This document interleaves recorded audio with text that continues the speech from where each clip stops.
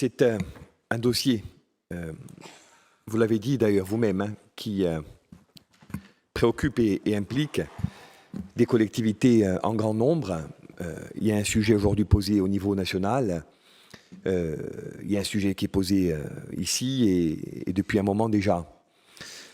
C'est à la fois extraordinairement complexe, parce que ça convoque un grand nombre de sujets, la production agricole, la révision du PADUC, la mise en œuvre de documents d'urbanisme par les collectivités locales, PLU, SCOT, on en dirait un mot, etc. La lutte contre la spéculation immobilière et foncière, la mise en production de logements à titre principal, à travers des bailleurs ou de manière directe, etc. Et des sujets qui, chez nous, on le sait, touchent à l'intime et ont une dimension qui, par bien des aspects, n'est même plus rationnelle. Soit parce qu'on touche à la terre et qu'elle a chez nous une dimension qui est charnelle, on a déjà l'occasion de développer, soit parce qu'elle est dans le patrimoine familial ou communautaire depuis fort longtemps, soit parce qu'elle a une dimension très affective, soit à l'inverse, parce qu'elle a atteint, dans un cycle spéculatif, des valeurs qui dépassent l'entendement. Et ce défaut de rationalité, pour des raisons que j'ai très rapidement évoquées, conjugué à une complexité juridique et administrative, il nous conduit aujourd'hui à une forme d'impasse.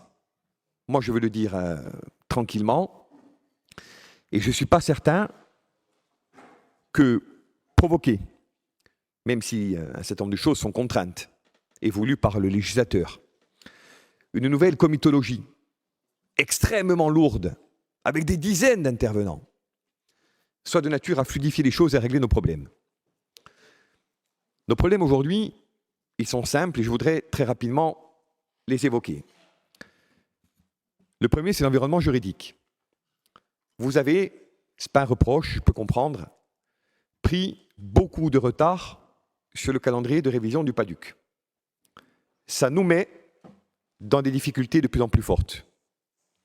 Mais quand on évoque ces difficultés-là, et je vais vous le dire très clairement, je ne parle pas de vous, et c'est ce qui, moi, mérite le plus, il y a immédiatement une petite musique qui commence.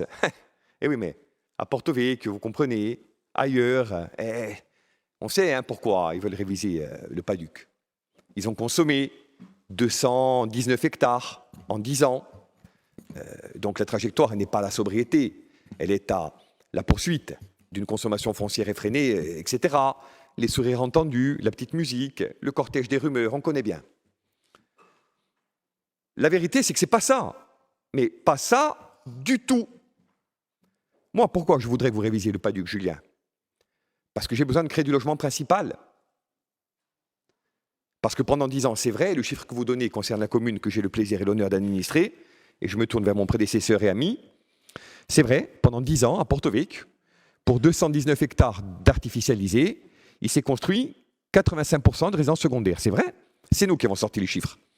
Donc j'aurais mauvaise grâce à le démentir.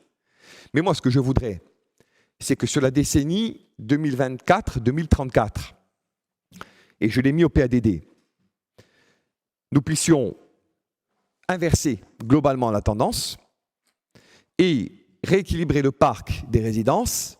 Aujourd'hui, on est à 63-37, 63 de secondaire, 37 de principal, pour tendre vers un équilibre globalement à 50-50. Or, je vous le dis, quand vous ne révisez pas le PADUC, vous m'empêchez de le faire. Moi, je ne vais pas vous le dire dans la rue ou à la buvette, je vous le dis ici. Vous m'empêchez de le faire. Alors, vous n'êtes pas seul en cause, il y en a d'autres. Mais aujourd'hui, ça nous pose, Julien, une vraie difficulté. Alors après, vous n'êtes comptable ni de la loi littorale, ni de la loi montagne, ni même du ZAN dont il est aujourd'hui question. Je sais. Mais je veux vous dire que l'empilement des contraintes pour les élus locaux et pour les élus territoriaux devient suffocant. On n'y arrive plus. Et moi, je vois plein de collègues qui jettent l'éponge, qui ont renoncé à faire des PLU. Parce que lorsque vous leur dites, mais attends, moi, ce n'est pas de dire non qui me gêne, y compris à des intérêts économiques qui parfois peuvent être extrêmement forts. C'est de dire non sans démagogie, et ça m'arrive tous les jours, à des gens dont le papa est d'un côté, le frère de l'autre, et qui entre les deux ne peuvent pas construire. Et ça, c'est tous les jours. Et c'est pas vrai, je ne parle pas pour vous, c'est pas juste de caricaturer et de tendre vers des logiques, des raisonnements extrêmement manichéens. Ceux qui veulent libérer la consommation foncière, c'est à des fins spéculatives. Non, parce qu'aujourd'hui, l'évolution du droit, l'évolution des mentalités, l'évolution du marché, on le voit bien, nous font tendre vers autre chose. Aujourd'hui, ce qu'on veut, c'est loger nos populations, c'est abriter littéralement le peuple corse. Bien sûr qu'à la marge, on ne va pas faire d'angélisme ou de fausse candeur. Il y aura aussi des raisons secondaires. Il y aura aussi des projets spéculatifs. Mais ça, vous n'y pouvez rien. Ou on décrète que la Corse, c'est Cuba en Méditerranée, on collectivise, au revoir et merci. Ou on accepte l'idée, et ce n'est pas mon propos, qu'il y a aussi un marché et qu'à côté de nos principes politiques, il y a des réalités qui évoluent. Et Paul Fay l'a dit. En dépit du Paduc, de la littoral, de la montagne, il s'est construit beaucoup de choses et pas forcément des meilleures. Moi, je ne suis pas originaire, je ne suis pas né à Porto Vecchio. Quand je vois des régions qui me sont chères, qui abritaient les terres agricoles les plus fertiles d'Europe, et que je vois ce qu'elles sont devenues, alors ce n'est pas spéculatif, hein, ce n'est pas en bord de mer, hein, ce n'est pas béni des dieux, etc. Mais aujourd'hui, vous avez du R+5, R+6 en bord de route. Quel projet de vie pour ces familles? Payer un crédit pendant 20 ans pour 80 mètres carrés sur la route de l'aéroport. Donc, il faut qu'on ait une vision globale, qui ne soit pas manichéenne. Moi, je ne dis pas que les gens qui ne veulent pas consommer davantage sont des Khmers verts ou des gens qui veulent tout vitrifier, mais acceptons collectivement l'idée que ceux qui vous disent « desserrons un peu les taux » à un certain nombre de fins que je vais préciser, ne sont pas pour autant des gens, y compris lorsqu'ils sont élus dans des communes littorales ou touristiques, qui veulent faire n'importe quoi. Nous, on ne veut pas faire n'importe quoi. Moi, je vais vous dire, ça me coûte beaucoup d'argent et un temps fou. Mais on va délibérer sur un PLU en mars ou en avril. On va le faire. On a un calendrier qui est arrêté. On a lundi prochain une réunion décisive pour le SCOT. Je le dis publiquement, et si j'y arrive pas, vous me démentirez en disant « mais tu l'as dit, le 1er décembre, etc., il y a 11h, c'est pas grave. » On va faire un SCOT. Et je pense qu'il sera approuvé dans le courant de l'année 2026. On avance bien. Je rejoins ce qui a été dit, il y a une idée de rampe de progression. Mais nous, on va au bout des instruments que la loi nous permet de créer. Au-delà des objectifs en ESA que le Paduc nous commande de fixer. On était de mémoire à quelque chose comme 2700-2800 hectares. On en a fixé plus de 3000. Et quand on dit qu'à Porto Vecchio qui s'est construit, et c'est vrai, 85% de résidences secondaires, je prends Porto Vecchio parce que tout le monde en parle, après je reviendrai au général, il faut aussi dire dans le même mouvement qu'au thème du PLU qui sera proposé au vote du conseil municipal dans quelques mois, il y aura 85%, je reprends le pourcentage, mais on est plus près de 90%, du territoire communal qui sera gelé. Gelé.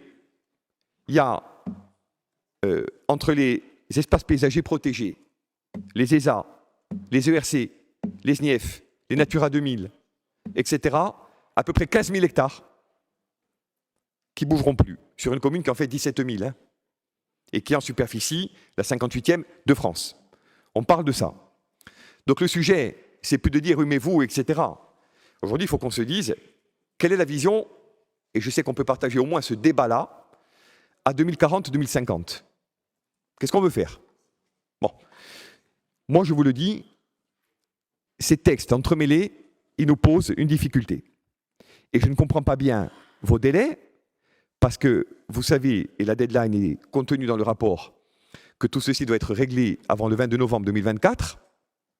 Tout ce que nous faisons induit mécaniquement une enquête publique, c'est 8 ou 9 mois.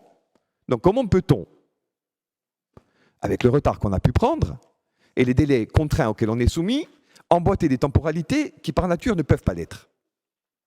Je vais vous dire ce qui va se passer, et ce n'est pas un reproche. Vous allez dans quelques semaines ou quelques mois revenir devant nous en disant on est trop court, et on va reporter. Sauf qu'il y a un moment où on ne pourra plus le faire. On ne pourra plus. Et on restera, nous, confrontés aux mêmes difficultés. Alors, je ne vais pas être trop long, et je voudrais terminer. 2 idées. Nous, on va jouer le jeu. On va voter, Julien. OK. Mais, je vous le redis, on ne peut pas considérer de manière, dirons-nous, parfaitement homogène l'artificialisation, parce qu'à un moment donné, même en termes de compensation, de répartition, Xavier l'a dit, vous ne pouvez pas prétendre que ce qu'on ne fait pas à Porto Vecchio, ben tiens, on va le faire à Albitreccia, ou avec Scovato. Vous ne pouvez pas. Parce qu'à un moment donné, il y a un principe de réalité. Et moi, quitte à passer avec mes amis pour, pas la mouche du coche, autant qu'on se dise les choses. Bon. Donc, il faut qu'on ait une vision pragmatique et adossée à des principes politiques forts.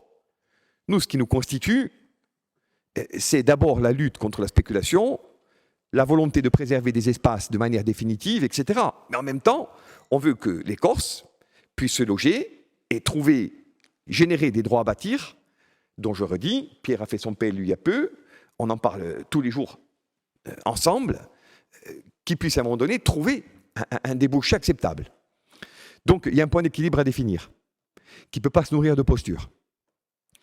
Deuxièmement, et j'en ai terminé, l'acte de construction, aujourd'hui, il est quelque part interrogé sous tous les angles. Moi, je suis d'accord pour qu'on se pose collectivement un certain nombre de questions, architecturales, esthétiques, fonctionnelles, etc. Mais à un moment donné, si on continue d'empiler les niveaux de contraintes, je vous le redis, on ne va pas y arriver. Alors, saisissons l'opportunité que ce rapport induit.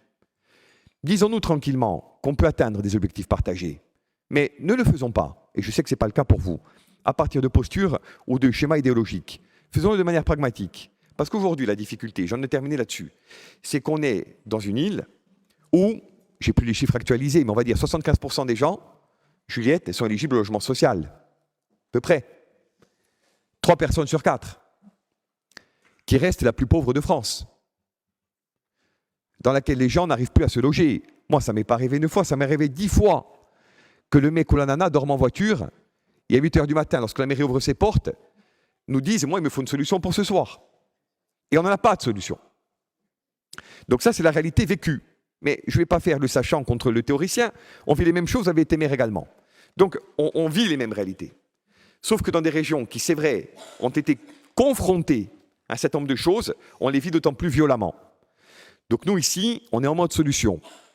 Mais il faut que vous nous donniez l'opportunité d'en trouver. Et que ce ne soit pas l'occasion pour durcir encore des dispositions qui, à force d'être durcies, vont nous mettre dans une impossibilité complète. Xavier l'a dit. Il y a d'autres attitudes qui ont été adoptées. Je ne vais pas épiloguer. Ici, on choisit systématiquement, parce qu'on considère que c'est la meilleure solution, de durcir et de rendre les choses impossibles. Donc, abordons le sujet dans sa complexité, dans sa globalité, disons-nous les choses. Moi, j'ai voulu très rapidement, même si j'étais un peu long, vous les dire, mais maintenant, vraiment, il faut qu'on en sorte, et prenez-le non pas comme un reproche, on va voter le rapport, mais comme un appel solennel, avec beaucoup d'humilité, à une solution partagée. Il faut dédiaboliser ces questions d'urbanisme et de logement. Sinon, je vous le dis, on ne va pas y arriver. Merci.